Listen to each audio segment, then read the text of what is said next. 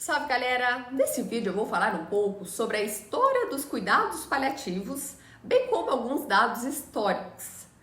Especula-se que esses cuidados começaram em locais que costumavam receber e cuidar de viajantes e peregrinos, lá no século XVII. Apareceram então os locais que cuidavam de pessoas de baixa renda e doentes. Quem fez a propagação desses locais que pareciam hospitais e aplicavam o cuidado paliativo foi a igreja, especialmente a protestante e a católica. Expandiu-se a aparição desses locais, a princípio chamados de hospices, nos anos 70 nos Estados Unidos, e finalmente em 82 a Organização Mundial de Saúde mencionou e adotou a classificação cuidado paliativo, que já era ouvido no Canadá. Foi então criado um grupo que trabalhava na definição dos cuidados paliativos propriamente ditos.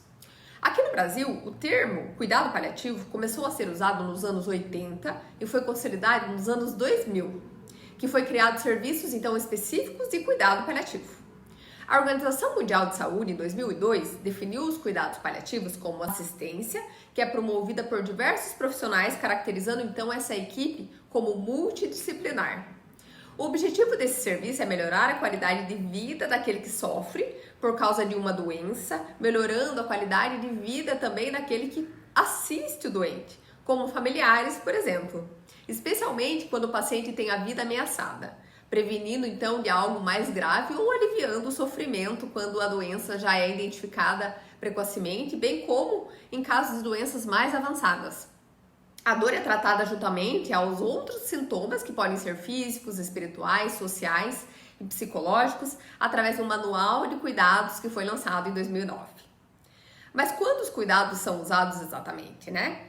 Em casos de câncer avançado, que seu desenvolvimento não pode mais ser controlado. Quando o paciente chega nesse estágio, ele é classificado como terminal. Esse termo é bastante evitado pelo impacto que ele causa. Então, entende-se que o objetivo aqui é que o paciente tenha qualidade de vida, mesmo vivenciando esse momento tão delicado. O paliativo é mencionado quando o paciente não está mais respondendo ao tratamento clínico, tampouco cirúrgico.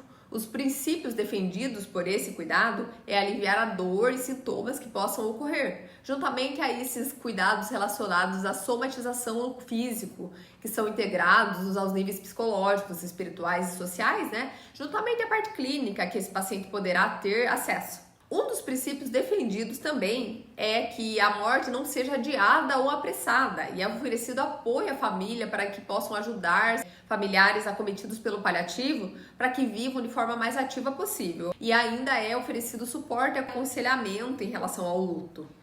Tem alguns pontos que são considerados cruciais no paliativo, que diz respeito ao tratamento compreender o paciente e sua família. Os sintomas devem ser vistos como rotina e as intervenções devem ser ativas e frequentes. Assistência e decisão devem ser sempre pautadas na ética por parte de toda a equipe, que deve ser também multidisciplinar. A comunicação deve ser adequada entre paciente, sua família e equipe médica para sanar qualquer tipo de dúvida em relação ao processo como um todo, bem como a adesão ao tratamento e aceitação em relação à morte.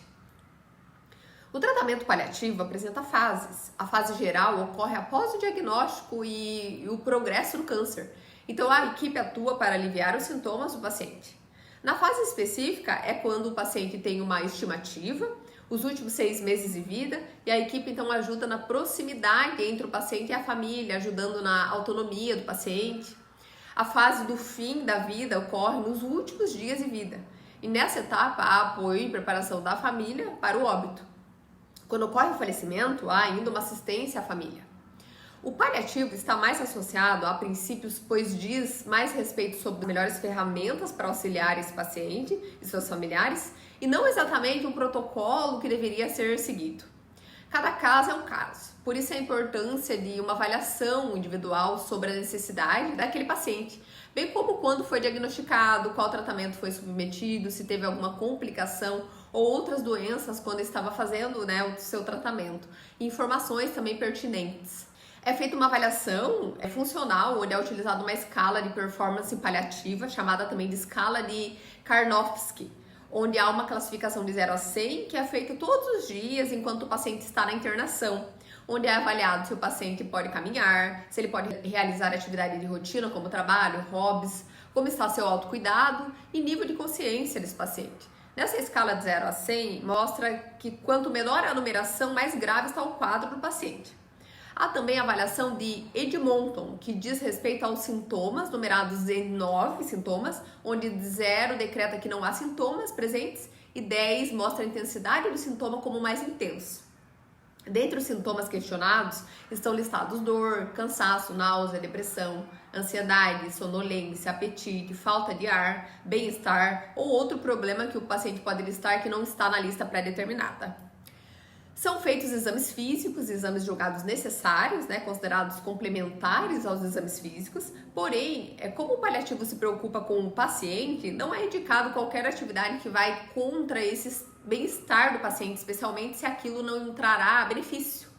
Na ficha de avaliação são anotadas também as decisões das terapias mais adequadas àquele paciente, como doses dos medicamentos, quando determinadas medidas devem ser suspensas, quais exames devem ser solicitados e quais avaliações devem ser feitas, se há necessidade ou não de alguma avaliação psíquica ou social, se a família deve ser solicitada em alguma situação, se há alguma demanda espiritual ou que se espera das ações realizadas nesse processo todo, o estado do paciente, qual a expectativa que o tratamento trará, que será proposto, quais cuidados devem ser tomados, entende-se o problema que o paciente apresenta.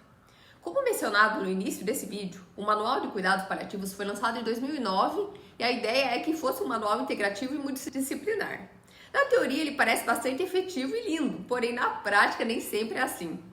Eu presenciei o paliativo com uma pessoa muito próxima de mim que perdemos para o câncer. Quando o diagnóstico nos foi dado, perdemos nosso ente em 3 semanas. Não deu tempo de fazer praticamente nada, além de conter o susto e dar muito amor, acompanhando tudo até o final.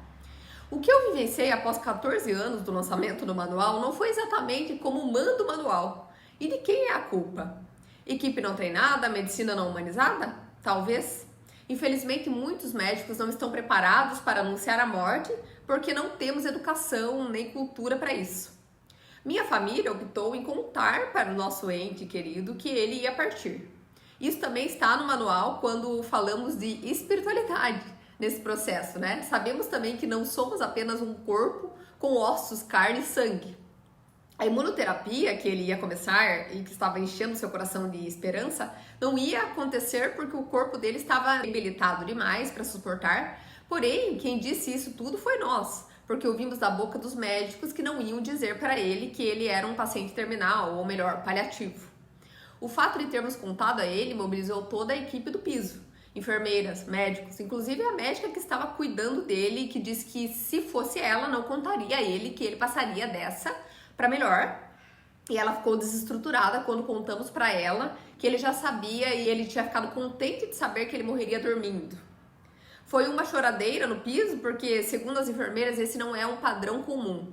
Normalmente os médicos não contam para a pessoa que ela vai partir, tampouco a família. Eu não estou aqui para julgar, estou aqui apenas para gerar reflexão. A equipe fez o que pôde para ele não sentir mais dor, do que já sentia.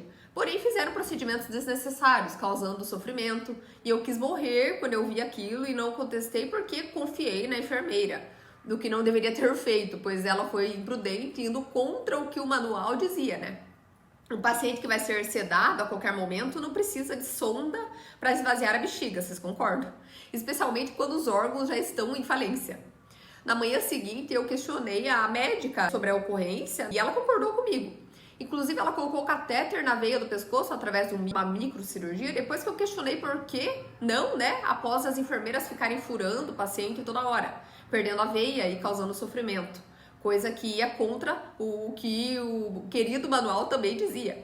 Vejam, a equipe fez o que pôde, porém poderia ter sido melhor, mostrando que ainda há muitas lacunas a serem revistas. Então eu finalizo esse vídeo dizendo que esse manual é super necessário, porém é mais necessário que exista mais humanidade dentro da equipe médica. Seria mais fácil se os profissionais tratassem os doentes como se fossem seus familiares, porque não é porque a pessoa já está se despedindo da vida que deve ser empurrada ladeira abaixo junto com o manual do paliativo, não é mesmo? Fiquei me questionando também se a equipe que costuma trabalhar com esse tipo de demanda, por lidar com isso demais, acaba não aprimorando por já ter se tornado uma conduta automática. E por estar no automático, acabam então não reeditando os padrões, justamente porque estão no automático. Enfim, só mais uma reflexão. Tem também o outro lado da moeda, né, que precisa ser falado aqui, precisa ser visto também. Muitas vezes o tratamento em direção à equipe médica por parte dos familiares do doente também não é uma Brastemp, né? Não é um dos melhores e nem mais adequados. Então, cabe lembrar que a humanidade e respeito devem vir de ambos os lados, pois todo mundo merece ser respeitado, mesmo sabendo que lidar com a morte é algo que ninguém está totalmente preparado para lidar. Obrigada por estar comigo em mais um vídeo sobre essa pauta. Um forte abraço e até mais!